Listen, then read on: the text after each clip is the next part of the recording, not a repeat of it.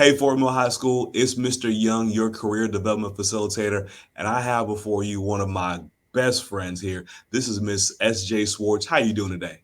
Doing good. Thanks for having me, Eddie. Good. Glad that you're here and able to be with us today. She's going to talk a lot about her career, and so students, I really want you to take notes, make mental take some mental notes about what she's saying because she has a wide breadth of experiences that she's going to share with us today. So, like we always do, just to get us started, SJ, why don't you tell us about who you are and what career field that you're in? Absolutely. Well, my name's SJ, as Mr. Young said. I have been working in the field of social work now for almost 4 years. Um, my career trajectory started out actually in fundraising for nonprofits. I did a lot of fundraising for specific projects that would help underprivileged communities, help medical institutions, advance research. And every time I completed a grant, I noticed that social workers were an integral piece to those grants. And then I realized that's really what I wanted to take a step toward. So I ended up going to school for social work, and I've gotten to do a variety of things within that field because it can be a very broad field, as I'll share over the next several minutes. But my career has been mostly in social work. That is awesome. That is great. So you said you've done a few different things, right? Talk to us about your path. How did you ultimately end up here in social work for 4 years? Yes, I had some mentors that helped me point this out. So I think it's very important. I want to highlight that having others listen to your story and speak into your story is important. Having people call out your gifts, what you're skilled at, where they see you lighting up is important for me. I mentioned those grants that I wrote, and I would meet with mentors, and they would hear me talk about these grants and the work being done. And they would tell me, "You're excited about the work that's going to get done." And the work that was going to be done was by a social worker. And so my mentors actually started, encouraging me, look into the field of social work. And so they introduced me to some social workers. It's a pretty broad field. You'll find social workers in government, in schools, in hospitals, in nonprofits. I've seen some work for faith institutions as well, higher institutions and universities. You'll find a social worker almost everywhere you can go. And so I interviewed a broad set of social workers, just asking, "Tell me about your role. What do you do?" And because it is a broad field, I got a pretty good picture for all that I could do. And so from there, I decided to go back to school for it. So I did do my undergrad in music and anthropology because I loved those things. I did something that I thoroughly enjoyed. And I was very fortunate that after I graduated, I went into that grant writing. Um, I was able to apply for a graduate school to go get my master's in social work. Now, there's a bachelor's degree of social work that you can go get. It will allow you to do a variety of things. I ended up getting my master's so that I could also do a little bit of mental health, and I'll talk about that later. But my path really was to do the things I enjoyed in undergrad. Graduated, started doing something I enjoyed. I enjoyed grant writing, but then inviting those mentors to really speak into my life and call out the gifts they were seeing so that I could then start to really tailor where I wanted to go next. What's great about what you just said is you really emphasize the power of who's around you.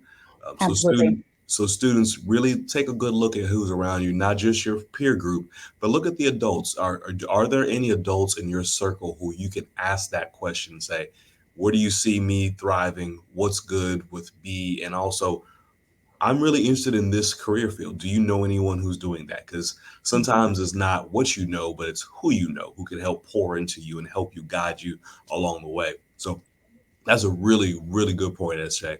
Um, so talk to me a little bit about the best thing in your career. What's the absolute best thing? There's two best things. The first is it is a helping career. I help people each day, and there is fulfillment that I find in that. I believe that we were created to be loving of our community and to be helping in our community. So that's my first one. My second one is that it's broad. So because it is a broad field, I can spend 2 to 3 years in this area doing social work. And then, if my family moves or something else interests me, I can shift pretty easily to this next portion of the field. And I'll give an example of that. Worked in case management for a day resource center that worked with women who are homeless.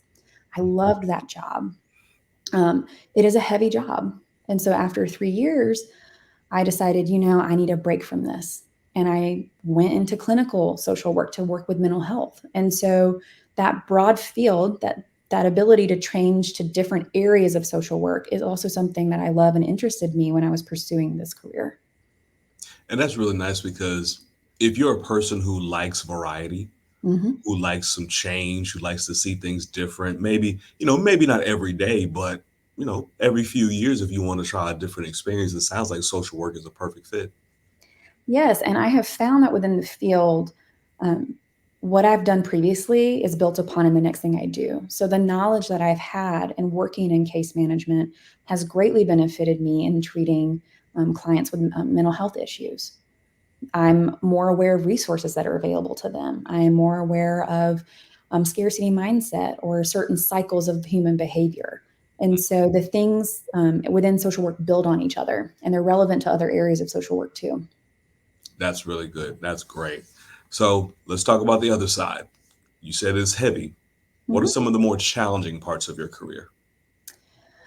So I would say in social work, we see a lot of the people who are forgotten Mm. or who don't have a voice. We also see a lot of people struggling with mental health and who lack resources. And that can be very hard. It can be hard to see the person. I think a lot of times we talk about mental health, we talk about homelessness, we talk about these issues, and you can cognitively be aware that those are difficult. But when you see an actual person struggling with those things, it puts a face to the issue, it puts a story to the issue, and those are hard to carry. And so we do a lot of boundary work in social work.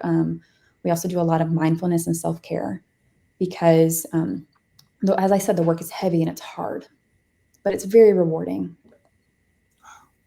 And I'm so thankful that you and other social workers are around to help people and to help us when we're in those difficult situations. So thank you for all the work that you do, sincerely. So last thing I have for you, imagine that you're standing in front of the entire population of Fort Mill High School and you are asked to give one bit of advice to those who are beginning their career exploration. What would you tell them? Do something that makes you come alive. That may not be the thing that pays the most. It may not be the thing with the most hours. It may be the thing with 70 hours.